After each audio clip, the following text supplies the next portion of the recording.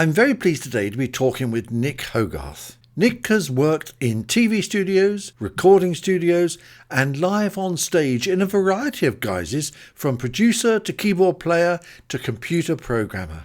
He has written and produced many songs with a variety of recording stars and has worked with the great composer and musician Les Reed OBE from the mid-1980s, and this only scratches the surface of his talents.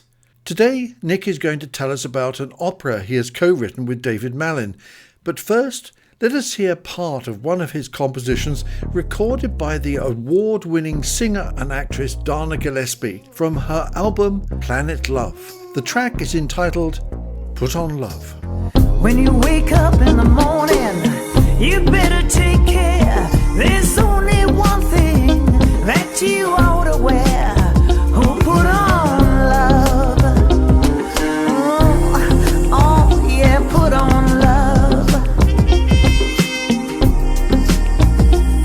It's really not important the way that you dress. I don't even care if you look a mess. Just put on love. Oh yeah, just put on love. Put it on. Oh, put on compassion. Put on tenderness and mercy. Oh, put on love. Oh, sweet, sweet love. Put On Love, sung by Dana Gillespie and co-written by my guest today, Nick Hogarth. A very warm welcome from Perth, West Australia, Nick, and many thanks for taking some of your time today to tell us about the opera Hogarth. Thank you, Mike, and very nice to meet you.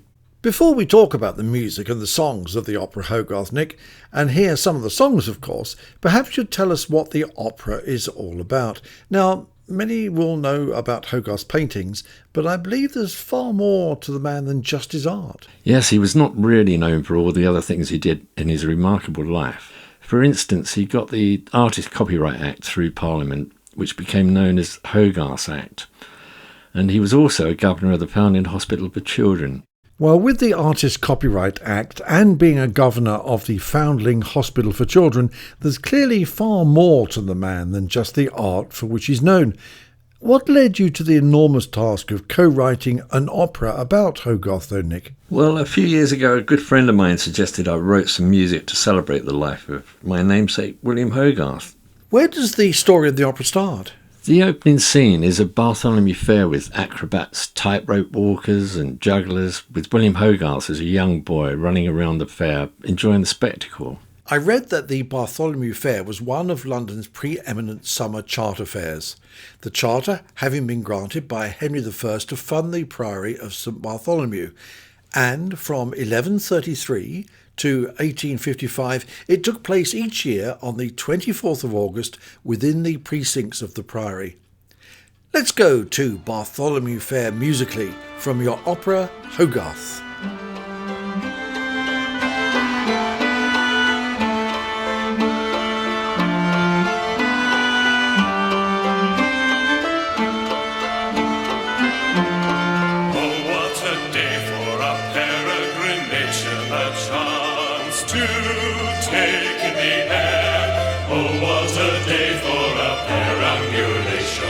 Let us away to the fair. Oh, what a wonderful time to be living in London. Have it again. God in His heaven, He must be forgiving us. Such a wonderful place to be. All the guitar and the glamour, all the diamonds and the gold. All my life is here in London, all my magic in the world. Is it something in the atmosphere? Is it something in the air?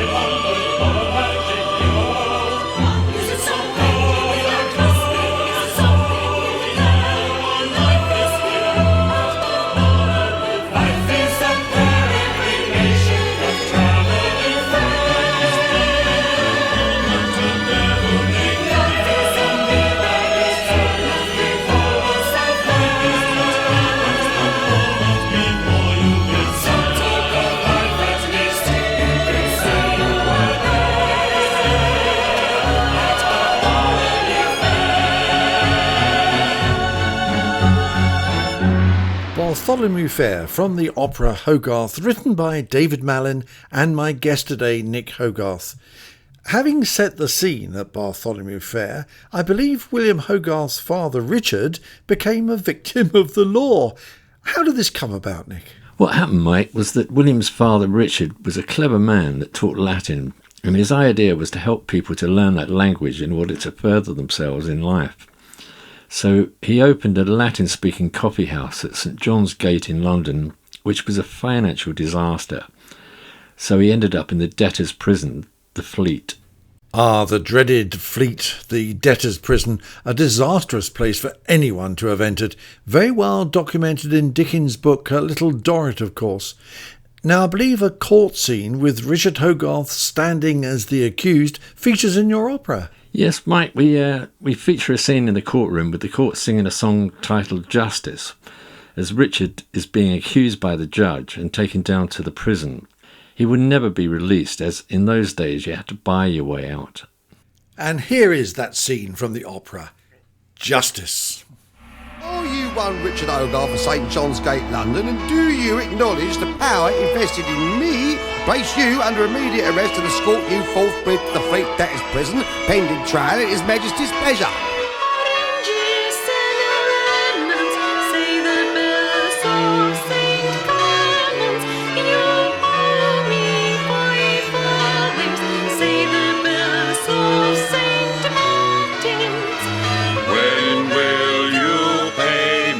Say the bells of Old Bailey. Silence in court.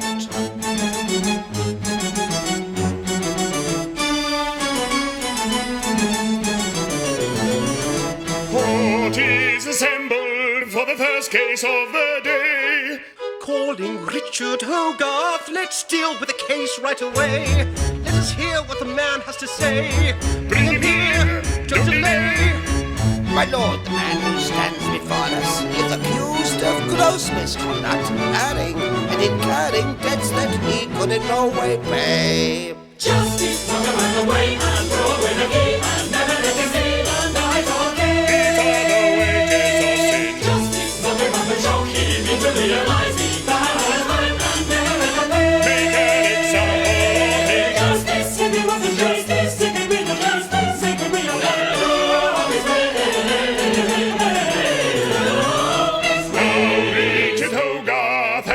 Anything to say before the court adjourns to sentence you for the crime you must pay? Have you anything to say? Spit it out right away.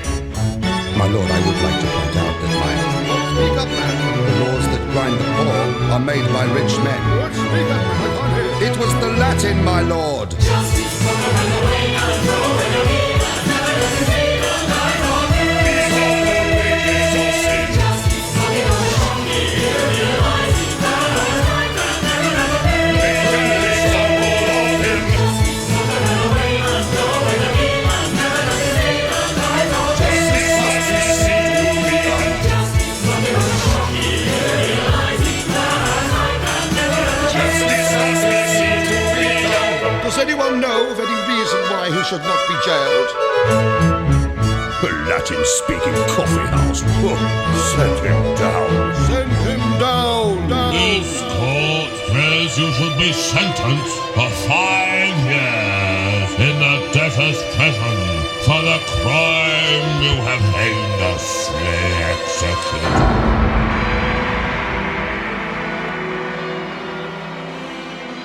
Justice from the opera Hogarth, depicting the court scene of William Hogarth's father Richard. His son William, born in Bartholomew Close, became an apprenticed engraver before he was known as an artist, and took a great deal of interest in the characters about him, sketching many of them.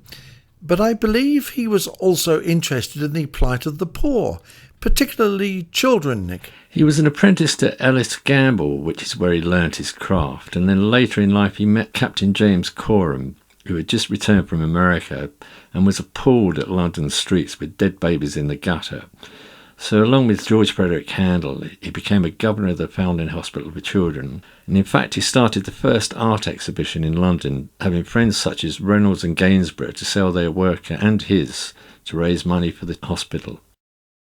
Perhaps you'd introduce the song from your opera, Nick, that deals with the suffering of the children and apprentices in the 1700s. Yes, I would love to. This next song you're about to hear is Suffer No More Little Children. This song is about the poor children of unmarried housemaids who kept their babies, and if they were lucky, could get them into the Foundling Hospital.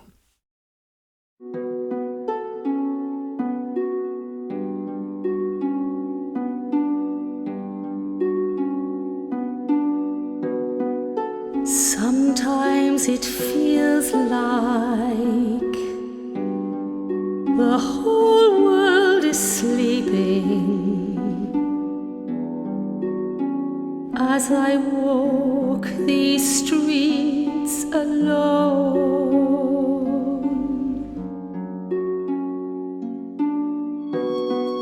Behind each shuttered window, the shadows are creeping. Who are they? Are they home? Sometimes it feels like I'm alone.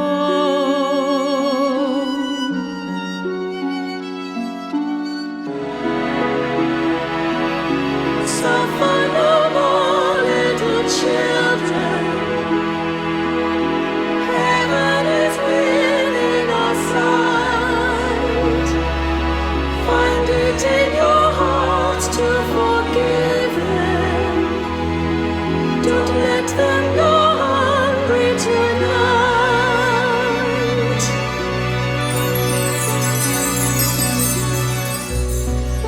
The stroke of midnight till the caress of morning.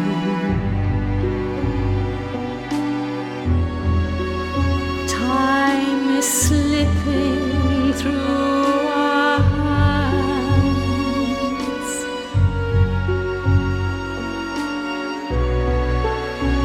and all our yesterdays are lost to the seasons. No one knows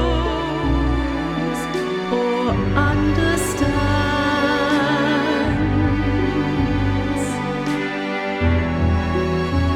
Nothing ever goes as planned.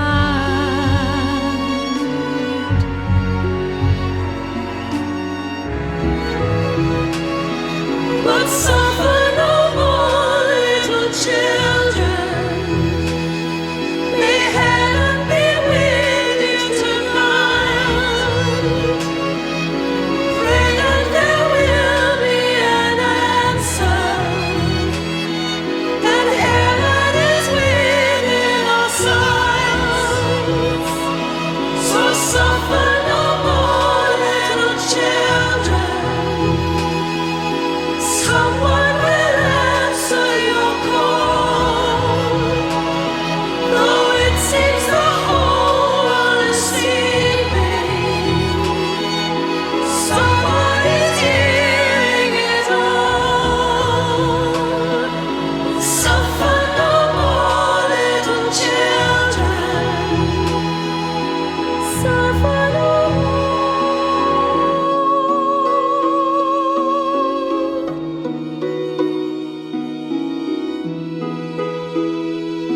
Suffer No More Little Children, which is a particular favourite piece of mine from the opera Hogarth.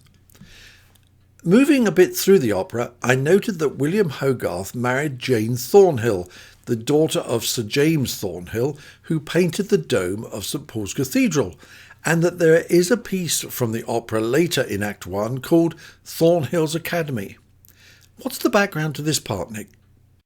William met Jane when he was a student of Sir James Thornhill at his art academy in St Martin's Fields in London. He was at the time sergeant painter to the king, but Sir James did not like William very much at first, and eventually they eloped and got married at St Mary's Church in Paddington Green, London. It took a long while for Sir James to accept William, as he was a commoner, But after the success of the Harlot's Progress prints, he was accepted into the family. Well, I guess that eloping and taking time to get accepted by a family when successful maybe still happens to this very day. Act 2 starts with the Harlot's Progress.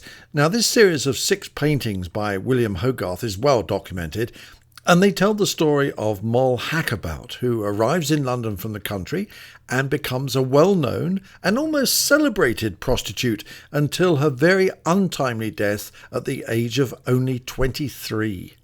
Does the first part of Act 2 follow the sequence of the events in the paintings, Nick? Yes, it does follow exactly in sequence, Mike, starting with the innocent young girl arriving in London from the country, stepping off the coach to be greeted by the nasty brothel keeper, Mother Needham. You see Hogarth sketching the scene on the side of the stage. She then gets very corrupted and in debt and ends up in prison. I noted with great interest that the limited edition of 1,240 sets of engravings of Hogarth's Harlot's Progress were actually pirated way back in 1732, and that this led to a 1735 Act of Parliament prohibiting the practice. I had absolutely no idea that pirated copies had such a history. Let's hear the start of Act 2 from your opera Hogarth, Nick, The Harlot's Progress. As I was walking home that evening through the dusky street, feeling cheered by the company of good friends, I espied a young woman of delicate countenance and the most agreeable shape as I had hitherto encountered.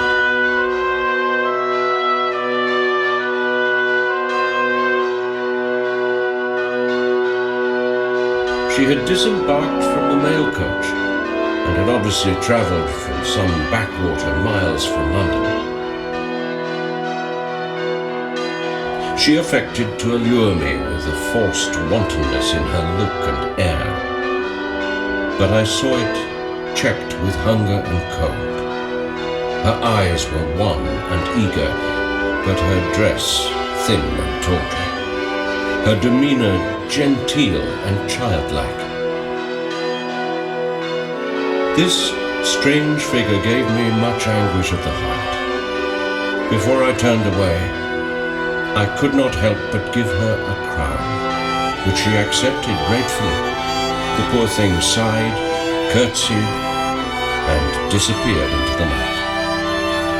I could not help but speculate as to what the outcome of this poor girl's life would be, and as I pondered her fate, an idea came to me. The Harlot's Progress.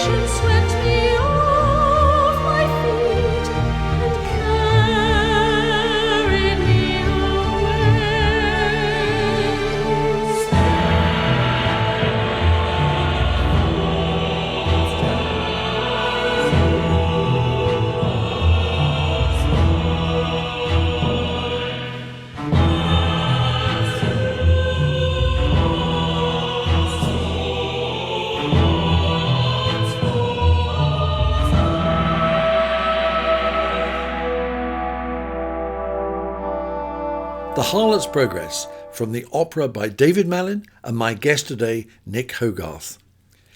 How does the story in your opera continue after Moll, the harlot, dies from sexually transmitted disease at the tender age of 23? The next scene you see is in the George Tavern in Covent Garden, and William and his 4 good friends, including his brother-in-law, John Thornhill, have just come back from a trip to Minster on the Isle of Sheppey in Kent, where they had gone on a 5-day trip in a boat to find the tomb of Lord Shawland. On their return, they presented a leather-bound book of the trip with some of William's sketches, and this book is now in the British Museum in London. I must get to see that book of sketches on my next trip to the UK. My research into the work and personal life of William Hogarth, which I enjoyed doing very much indeed, showed that he is credited with a theory of art called the Line of Beauty, which also is a song from your opera, of course. Perhaps you'd be kind enough to tell our listeners what the Line of Beauty is in artistic terms, then lead us through the story of your opera into the song. Well, the Line of Beauty is basically about the letter S. He looked at the anatomy of a human and saw the curve in the spine and the way the muscles curve around bones in the same shape, and a lot of other things in nature. In fact, Nash designed the Serpentine Lake in Hyde Park in London based on the S.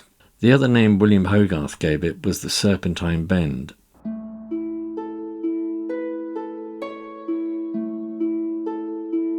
Now I can feel the love returning. I am returning to your side. Though tears may fall, love will dry them all. I'll be home on the morning tide. Will I return to find you waiting? The only love I've ever known. For through it all, love was standing tall. It's to your arms that I am returning. I could feel my love returning. Love will keep the home fire burning.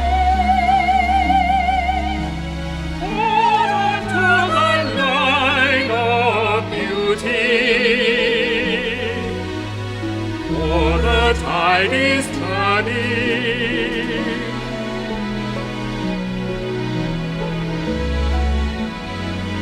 For every road that seems unending, for every child that has no name, the tears may fall, love will dry them all. For the age of reason is ascending. Bring in the light and feel my love returning. Bring in the love will keep the whole fire burning. On to the line of beauty. For the tide is turning.